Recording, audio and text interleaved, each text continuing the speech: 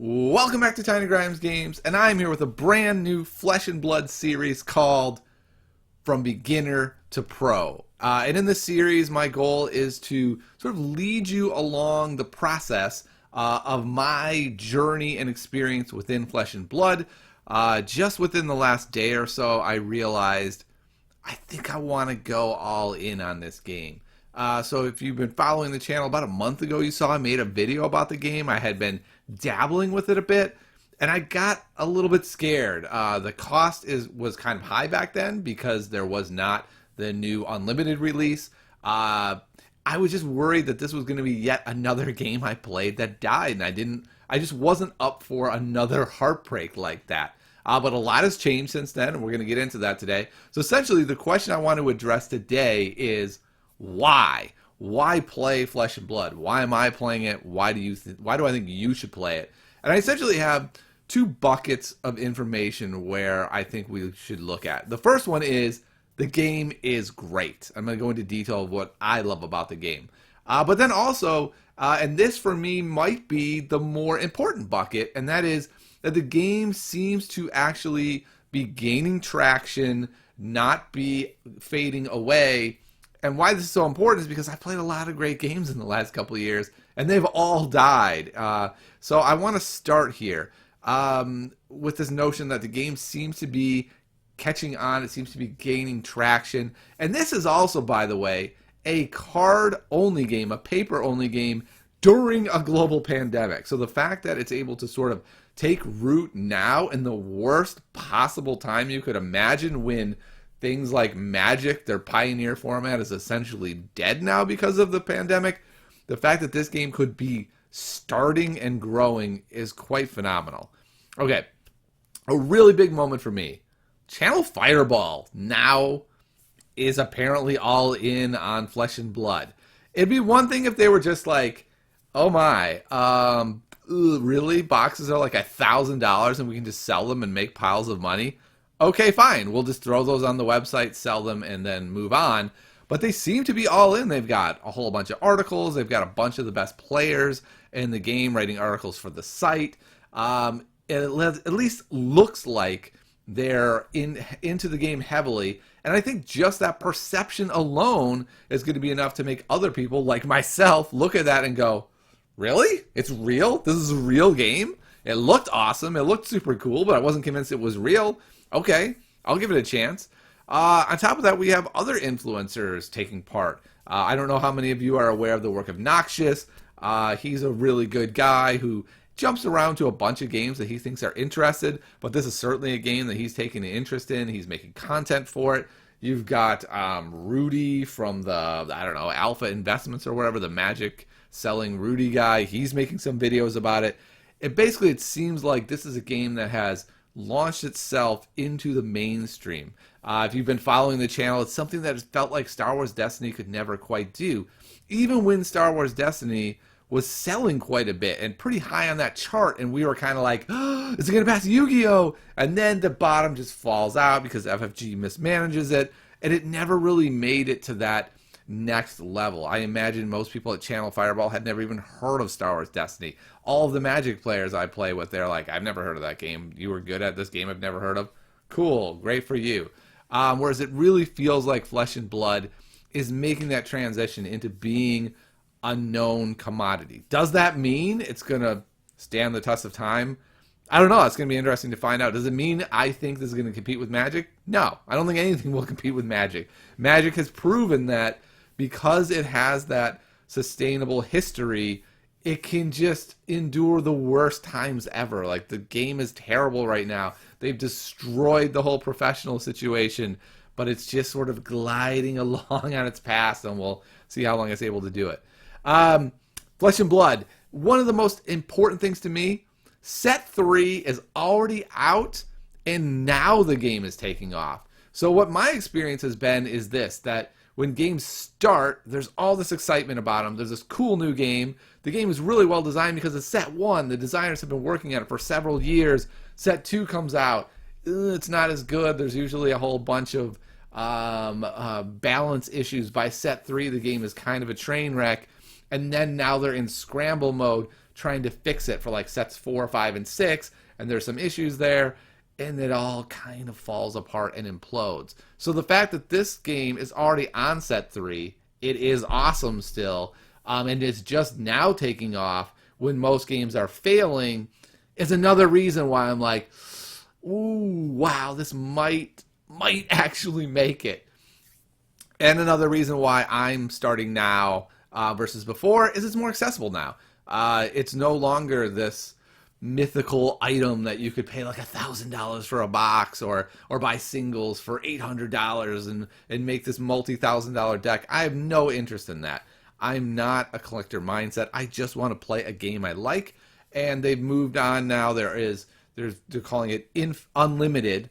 There is just unlimited printings now. So there is the alpha run of these sets, and they are super rare. And if you're a collector who wants to spend an ungodly amount of money for some card, go for it. If you're not, if you're like me and you just wanted to play, well, now there's the product is available to you. And with that happening, I think the singles prices are going to drop substantially, at least from the unlimited, because there's no longer the scarcity factor. Now it's just simply how much is this card played. So I think that whole set of situations comes together, or all those factors come together to create a situation where this feels like a real game now. This doesn't feel like a game that looks kind of cool, made by a New Zealand company, but pretty much stuck in New Zealand and never going to come across.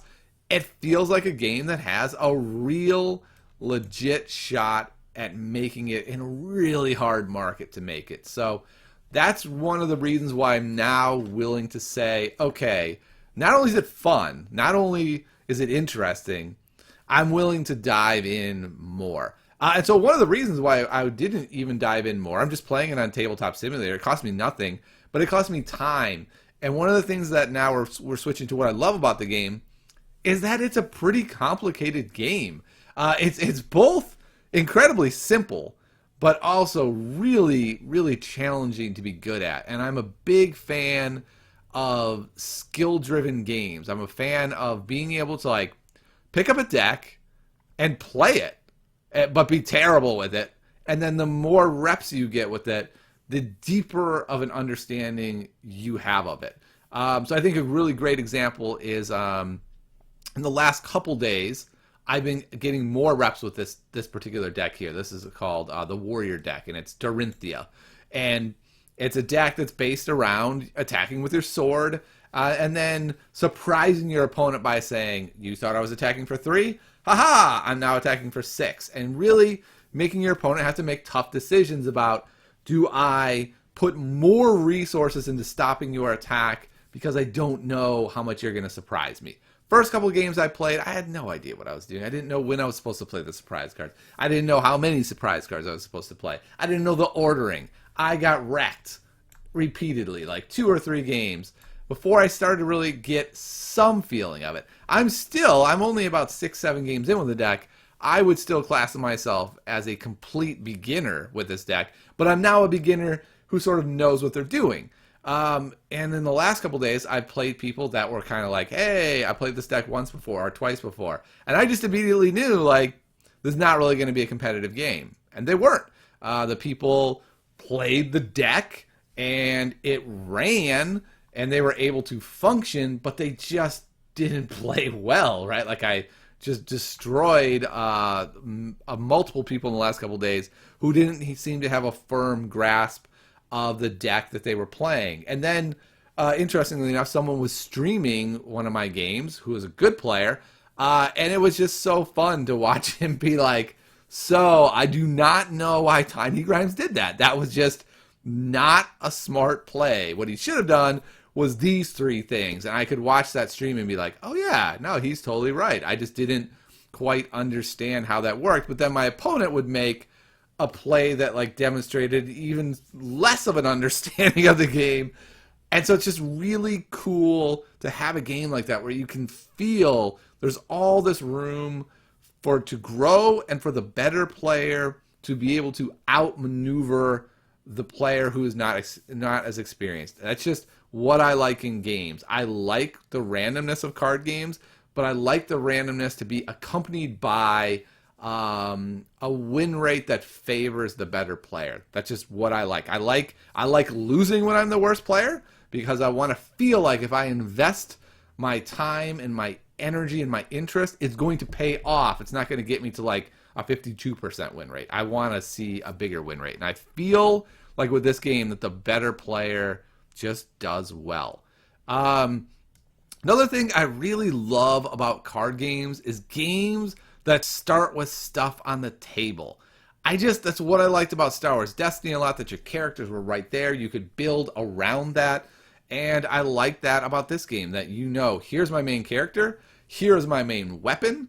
You know what my plan is. I know what my plan is. I get to execute it right from the beginning of the game. I have these equipment off to the side. They're going to add some more nuances to the game. So there's all this deck building ahead of time where I try to figure out like what's the best equipment for my deck. Do I need a more defensive deck and I have more defensive options on my equipment, or do I need these little skills and abilities? And so I really like the fact that it starts with somewhat of a board state. Just those games really appeal to me. I also like that the gameplay is really varied and interesting. Like the decks do different things. Like this deck I'm looking at here is a pretty aggressive deck, and it's looking to play surprise cards. There's other decks that are like aggressive decks, and they don't surprise you. They just throw out monstrous attacks and like put your cards off to the side and say, you can't even block this if you want. There's other decks that are much more controlling. So it seems like there are a bunch of different ways that you can play this game. One of the other really interesting things about this game is a lot of the decks, not all of them. Some of them are just like, I'm going to try to smash you for as much damage as possible. But a lot more about incremental gains over the course of the game, especially if you play the format constructed. And I'll get to that in a moment, what I like. But the constructed format, you start with 40 life, and if you look at this particular weapon, its attack value is only 3. So, and your opponent can block it. So, like, you have to do a lot to get any damage, and they have these equipment on the side which you can use to block also. And so a lot of it is like, I got 2 damage in, I made you use one of your resources, which was your equipment, to block, so I know I'm up in that category. And there's like all these different things, and now I'm up a card. And so there's a lot of incremental gains. Speaking of up cards, I think my favorite thing about this game is the gameplay, where you draw up to your max hand size, which currently is 4 for all the heroes, but you do it after a cycle happens. And a cycle is your opponent attacks, you block, and then you attack. And then you drop. So you drop after your attack. And what's so interesting about that is the cards in your hand, you use to both attack and block. So you're making these really difficult decisions every turn. You're knowing, if I block and take less damage, I will do less damage. And so there's this mind game back and forth of your opponent trying to do enough damage to pull out enough cards from your hand so they can't crack back at you for a ton of damage, and you trying to find your moments and your windows where you're like, this hand is just bananas. Bring it. Bring the damage. I'll take it all. And then I'll swing back for a million. And other hands where you're just like, this hand is just not good. I just need to block, just do something minimal, and then drop and hope the next hand is better. And it's just such an interesting system. And then within that whole system of having these 4 cards every turn and deciding what to attack and block with, they're also your resources. So if you want to play stuff, you're going to have to discard cards from your hand that will give you either 1, 2, or 3 resources. And then cards will cost a certain amount. A lot of them, like especially in this deck, only cost 1. But then your weapon costs 1 to use it. And so like there's all these cool decisions to make about like how you use your resources and when you use your resources, how you use your cards. It's just so different from linear mana-based games. Like Hearthstone is like the primary example of that, right? Every turn turn 1, I get 1. Turn 2, I get 2. Turn 3, I get 3. And while that makes for some really efficient and interesting gameplay sometimes, for me, after a while, it's kind of boring and samey, right? You're just like, okay, so I want to curve out, and I want to curve my cards out, or I'm playing a more late game deck, and I want to kind of control and then do it. But I sort of know the trajectory every turn because that mana is linear. In this game where the mana is not linear, it's just so interesting and trying to figure out, like, how's this all going to come together? How am I going to make this deck work, both in building it and then in playing it? It's just so interesting, and there's so many decision points, which is what makes great players be able to shine in those decision points, right? When you have a lot of important decision points, there's plenty of places to make, not even mess up, but just suboptimal plays, right? So there's like so many levels. There's the level of like, I'm just screwing up every turn, right? And then there's a level of, I'm doing all right, but I'm making suboptimal plays. And then there's like the level of, I'm doing pretty dang well, I'm making good plays. And then there's like the great players who are like, yeah, that was a good play, but you know what? I got a next level play for you. This is going to be sick. And by the way, it's happening over like the series of 3 turns because I'm sort of figuring out how to will you down, and then bam. So it's a really exciting, fun game in that way. Another thing that I really like about it is it actually has 2 formats that seem to both be really popular, which surprises me. There's like the hardcore format, which is the constructed format. You have 40 life. Games say they take like 30 minutes to 50 minutes. And it's a more in-depth format. But there's another format where you just have 20 life. So you have half as much life. The game goes way faster. The decks are smaller. And when I first started looking into the game, I was like, okay, so this is how it works, right? The constructed format is the one everyone plays, and no one plays the Blitz format, right? Like, all these games have tried this, right? Like, Hearthstone's like, we've got this wild format. And for years, people were just like, that doesn't exist. I don't know. You can call it whatever you want. I'm not playing it. But what's cool about this is that people love Blitz as well as constructed. So if you are in the mood or you have time for a really long, in-depth game, you got a constructed match. If you want a really quick game, like 15, 20 minutes, boom, you can play a Blitz game. And what's interesting is that while the mechanics are the same, identical in fact, the games play out quite a bit differently because you can imagine an aggro deck is far better if it only has to chew through half as much damage.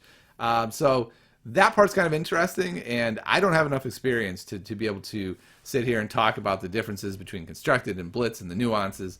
But I will just say this, both formats are really fun.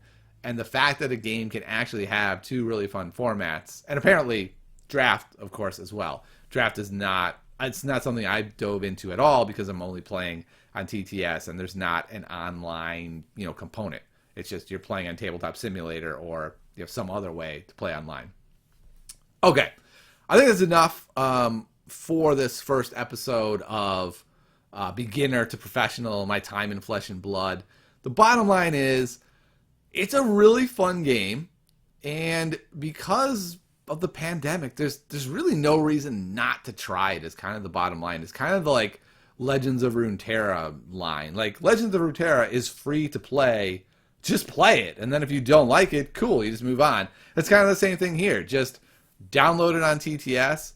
Go to the Flesh and Blood Discord channel. There's people always looking for games. People are really nice. It's a game where they're trying to grow the player base, so people are not jerks, which is quite nice.